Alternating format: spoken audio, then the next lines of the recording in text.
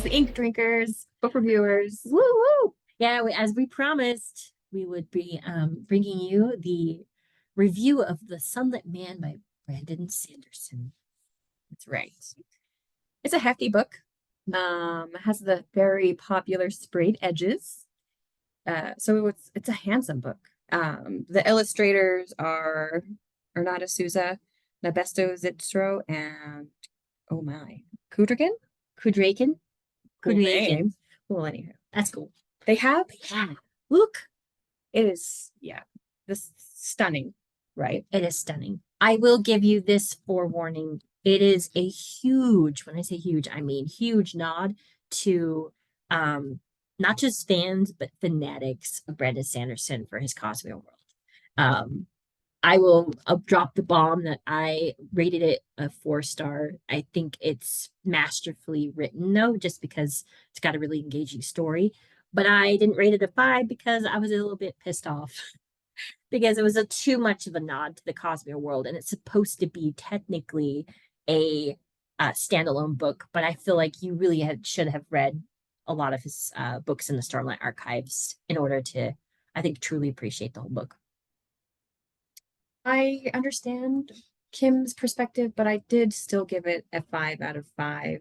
Um, and my reasoning is just because I love the world building, the the intricacies of the characters and giving them depth. I mean, I was just like, another amazing author writing this storyline. It's hard to compare to other sort of writing. Oh, I for mean, sure. within his own work, maybe it was a little bit of like a little struggle because of the need to know a little bit about the Cosmere to really understand some of the world building. Mm. But honestly, so, like I knew that I was missing some things and I could gloss it over, and it still was okay. Like the storyline for me was still amazing, although I didn't catch all of those nods to the fandom. So still loved it.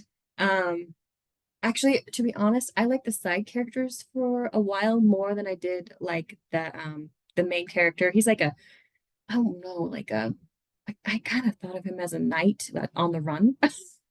Yeah, he's very much has the persona of a broken man. Yeah.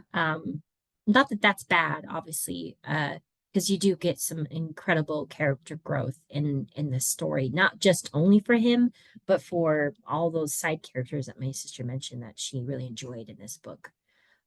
I mean, my Yeah, favorite one, hopefully don't give up too much, is the Spren or the person that was with him. Um, anyway, so bittersweet ending. It was something that kind of hit home because I have read a little bit of his Cosmere, and I was a little bit not happy about the ending, but she literally told me she's like, I needed a hug after that one. So kind of gives you an idea. Um, It's not a bad ending though. So don't think it's like completely bleak by any means.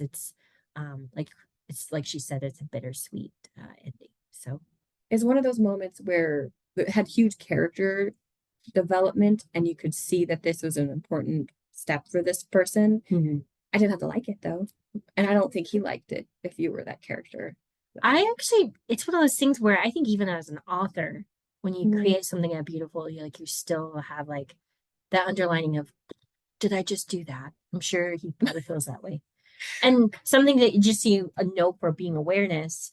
As of right now, Brandon Sanderson has no um he doesn't plan on creating a second book for this character's story, but it's still possible. Well, Brandon Sanderson, that actually literally means it's still possible, but he has no plans as of right now to extend his story. He does make it like it ends, but you can definitely see there's a means to be able to continue the story if he plans to. So love to see it loop back into his real like oh, he said you'll Starlight see this archive. character again, Okay, but okay, he, that makes me feel yeah, better. you'll Like he still see can, this character, but not necessarily his own full book again, is what he said. So yeah, no, he said he plans on bringing that character back.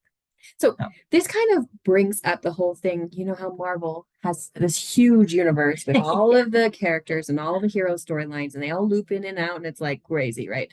What do you think? It's Brandon Sanderson kind of doing that to his own? Is it too much? Do you like this idea? You know, because it feels a little Marvel-esque. I mean, that's the pure definition of an epic um series of books though. So I think he was been blatantly honest that this is a an epic story that storyline. Like that literally means it's going to be 10 plus books. So if you're not ready or able or just even want to invest that much time in reading a series, realize that it's extensive like Marvel. It's Then not don't like start it. it's not, and his novels are not just like, a 200-300 page book. Or even like Talking this, like about even if his Stormlight Archive books were like this size, but you're talking about 500-600 pages, that still wouldn't be too bad. no, But you're talking about each one 1,000. is 1,200 Yeah. to 1,500 pages. On Audible, I know it's like 30 hours. Oh no, it's more than that. Is it I 50 think now it's or close to something? 50. Yeah. Anyway, Yeah. it's just a lot of commitment. Oh, I to think get that's into you think 30 because you listen to it at I one know, and a half, more than a half speed. I don't know how 1.75. people do it normal speed. I know. I feel like You they are talk now too slow. listening to the Sunlit Man by Brandon Sanderson. Like, no, that's too slow.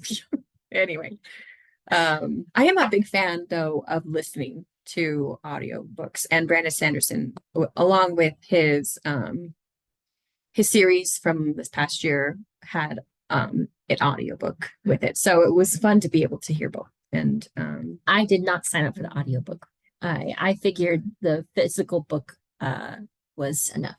it is enough, but it's just But fun he to also have gave that. you ebooks for free. Like, so when I got the physical books, he also gave you ebook. He's like, and while you wait for the book to come in the mail, here's an ebook.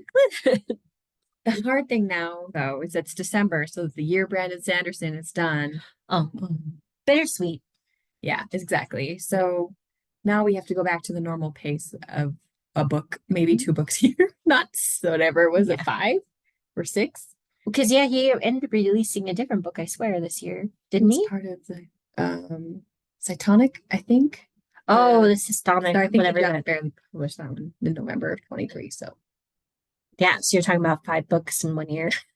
who does that? Actually, reading the back of the Sunlit Man, it actually mentions that he's published 50 books That's cool.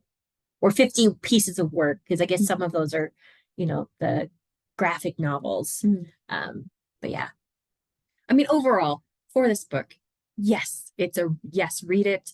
It's a yes, listen to it. You will if lose a little bit of the, I don't know, the depth if you haven't read any of the other specifically, what is it? The word, not Words of Radiance, it's the Stormlight Stormlight Archives. Archives. Yep. So if you haven't read them, you're not going to catch all the details. In my opinion, you're still going to have a great story.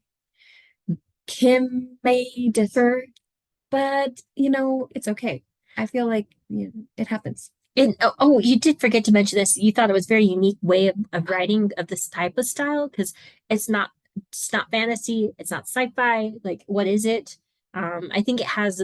We were discussing it. So we think it has a little bit more nod towards the sci-fi, and I actually kind of like that Sanderson is going that direction. I mean, you can kind of tell from the front cover. I'm going to show it to you again. Like these are actually cities that look like they're floating.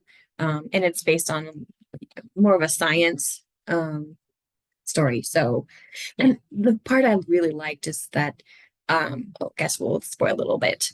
This person gets dumped on a different planet and it's on fire. Like all the time. These people are running from fire. Yeah, literally a race of their life is to get away from the sun. Yeah. So the sun is just trying to kill their people there all the time. And their planet is really, really small. Yeah, there's actually a bunch of like physics and research that he did with help of a physicist, I believe. Yeah. So yeah.